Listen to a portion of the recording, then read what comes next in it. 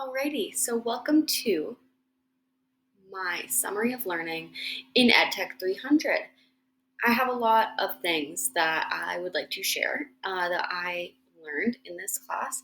Um, the first being what you're seeing right now. Uh, well, sort of.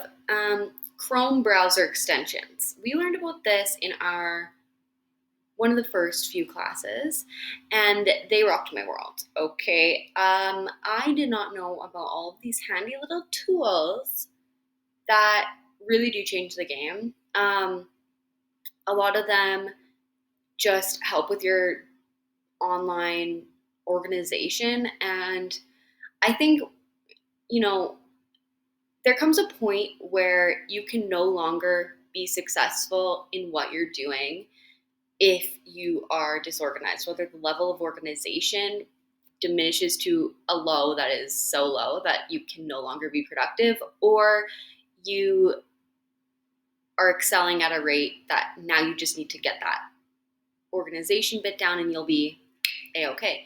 So this is one of the things that I truly love about that I learned this in university when I start becoming a teacher, because now that when I am a teacher, I'm going to have this organization just all ready for me, and all I'm going to have to really do is focus on teaching and not about, oh my goodness, this ad and this tab and I've got 1,000 tabs open and I can't find it. Like, that just seems like a headache I do not want to have. Okay, I'm probably going to have issues putting on winter boots and ski pants. Like, I'm not going to need to have the tabs being a problem. So one tab, it is one thing that I've been using so much, and I like to go in here and like you can name them. So I could name this like Ed Tech. Whoa, that was fancy font. Ed Tech. So yeah, and I really like that. So when I am in the classroom, I can have all my like science tabs, my English tabs, my whatever I am working on. I can just have them all organized in here, and I really like that. So the next thing that has saved me, I'm going to talk about a few more browser extensions. So whatever this is, uBlock Origin. uBlock Origin, she's off, honey. You need to come back on. That has actually changed the game for me as well. I really like the fact that I can look about what's going on with the STF, and I'm not seeing a bunch of ads on the sides of those like news articles. And then further to that, distraction for YouTube has again been a game changer, and it's been a game changer for not only what I'm going to do when I'm a classroom teacher, but it was so handy when I was watching like YouTube videos for my learning project. You don't have to watch an ad. It's wonderful. Like, and there's no distractions on the side. Like, that's something that gets me. Although sometimes I do want like suggested videos when I'm researching how to do something, but when I'm watching a video that I just want to watch just this video, well, friends, we got just this video because there's no distractions. And I actually was an EA in a class last year, and every single time we watched a YouTube video, the kids like, subscribe to the channel, watch this video. I don't need that. I do not need that. That is just terrible for classroom management, and so this helps. I think that this is going to be a game changer when I'm a classroom teacher, and I've already used it as just a regular human and love it, so I'm sure that that will also be beneficial. Okay, and then, so that's kind of all I wanted to say about Chrome extensions. There are a few more Chrome extensions that I have and love, but those are the most game-changing ones for me, I guess. I next wanted to talk about digital literacy and teaching kids how to be safe online, as well as like digital citizenship. I think those two things both go like hand in hand. And I want to bring up this article that was shared with us in our class. that I'm definitely going to be using in my classrooms to the extent that I can, depending on what age I'm teaching. But I just think that it's so nice to have something that you can save and then refer back to. So, oh, does this really fit in? Or how can I incorporate this a little bit more and that? And, I think especially when it comes to like digital commerce, a lot of teachers online, you see them, utilizing commerce and um, responsibility with teaching financial literacy. I think that there's a way to incorporate financial literacy into technology, talking about a bank account, where we can use our bank accounts and, safety around that sort of a situation. And yeah, I think that, first of all, I enjoy this article from Mike Ripple, I believe. Oops. And another really fun thing that is like good to look back to and kind of understand where we are at is this SAMR model. Um, when we think about technology in the classroom, yes, we can integrate technology into the classroom, and it, you know, makes it a little more interesting for kids and stuff. But is it actually enhancing, transforming what we're doing? We can enhance what we're doing with technology, and that's all fine and dandy, but there's no actual improvement upon what you're doing. And that's where the transformation comes, the modification and the redefinition. That's what I want to be meeting when I'm incorporating tech into the classroom most of the time. Sometimes, yeah, there is going to be no actual functional change. It's all just going to be enhanced. That's okay too. But I think that, as the future is here, honey, and she is all about the transformation. And I think that we should utilize technology. If we have these tools, why not use them? Speaking of having the tools, why not use them? Did I not open this? No, I didn't, but I'm going to. Hour of code. Bada bing, bada boom. This game changer. Another one of those game changers for me. So I learned how to code. Boom. I learned how to code in this class. What? I had no idea what coding was. Not even a little bit. I knew that coding was something about computers.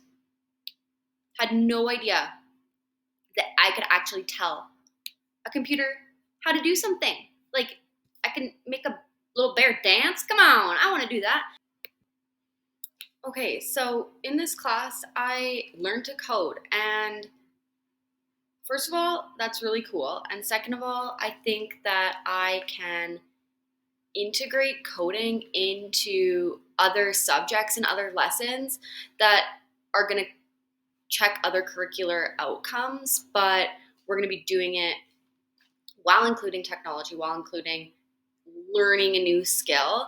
And again, that's just really important for kids to keep up with the times, but also be learning the essential skills that they need to know. So I think that when we talk about this,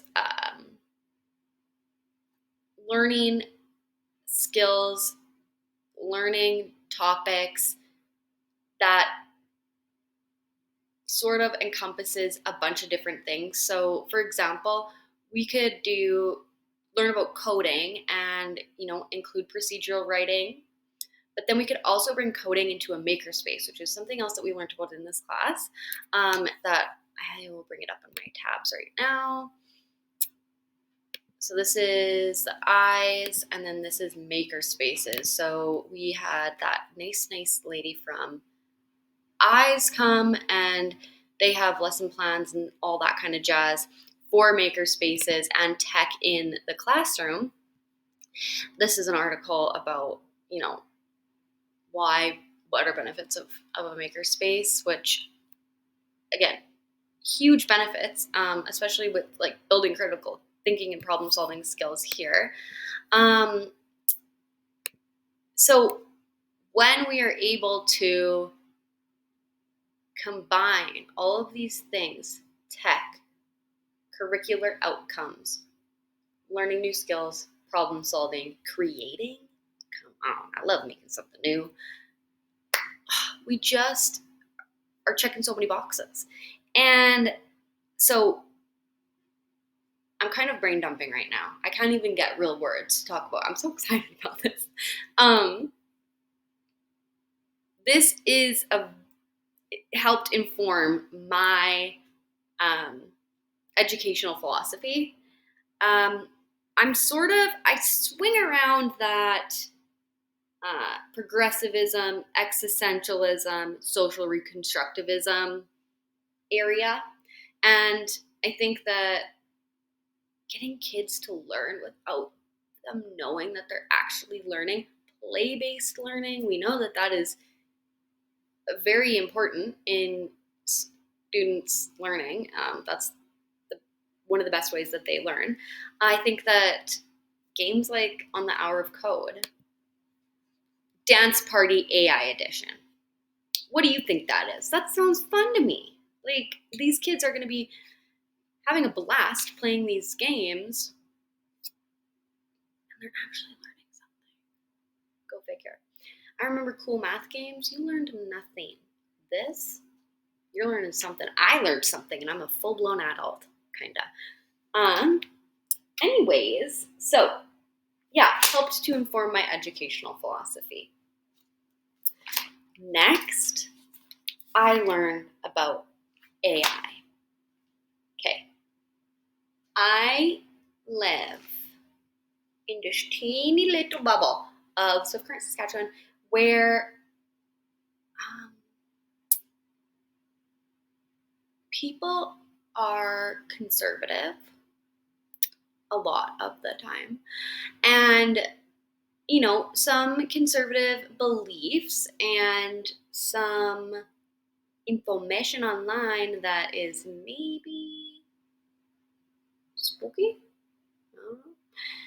circulates, where I think a lot of people tend to be afraid of new technology like AI.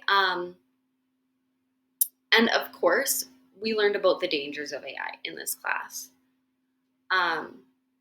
We learned about some unethical things going on within AI, and there are definitely places where I don't want to use AI. I talked about it in my blog, but on places where there are, it's a space for a human-generated response, like, I don't know, relaying interactions with children, report card comments, IEPs, that kind of thing. That's where I think that, a real human with real experiences with specific students, that's necessary. But, drafting a rubric, drafting multiple choice questions, emails, that kind of thing, we can put that in the hands of AI. Magic School, I didn't pull that one up either. That is what I really checked out for AI with lesson planning, text leveling, translation. Look at that. Feedback. See, feedback, that's where I want to do that. But saving time, we need that. We all need time saving. And and so that is where we can use AI. Another really cool thing I found on Magic School was they have a program that translates your emails and things. And I think that that is very important in our multilingual world that we're living in. We can, draft something up, throw it into the AI thing, and it'll come back to us, hopefully correctly, in a language that we don't speak, but our families might speak, and that might be better for them to critically think about whatever it is you're sending home. And that's always fun. It's nice when we can be accommodating to all folks. And AI can help us do that, so why not use it? Yeah, and we learned in our class about how to inform students of proper AI usage. So what's proper AI usage? Probably not deep fakes, that kind of thing. But we can properly use AI when we are researching. Research Rabbit, perfect. We can use ChatGPT when we're looking for answers, when we need to ask questions, when we're trying to organize. These are all kinds of things that we can delegate to AI and then make room in our brains and in our lives to think more critically about things, to have deeper discussions, because we're not focused on all of these tiny little tasks that a computer can do for us. But when we actually engage in learning and engage in experiences with others, I just think there are so many things that can be delegated, and then that enables us as teachers, us as learners, to have more time, more energy, more effort to put into engaging with students, engaging with educators, and creating and problem solving and all those beautiful things that we really, really want to teach, but sometimes don't have time for. And yeah, I learned a lot about technology. I learned a lot about digital identity, digital citizenship, digital literacy. I learned so much about new technology that I didn't really know existed. And I'm really excited to use it in ways that enable me to have better interactions and a better presence in the classroom. So I'm excited to be a teacher. I'm excited to be a teacher that uses technology. I'm going to be the cool teacher, the super cool teacher that uses all the tech things. And all the kids are going to be like, oh my gosh, I want to be in Miss Statnick's class because she uses technology. I don't think they're going to say that. They're going to say, I don't want to be in Miss Statnick's class. She's crazy. Just kidding. Yeah, that is the summary of my learning in EdTech 300. Thanks for watching.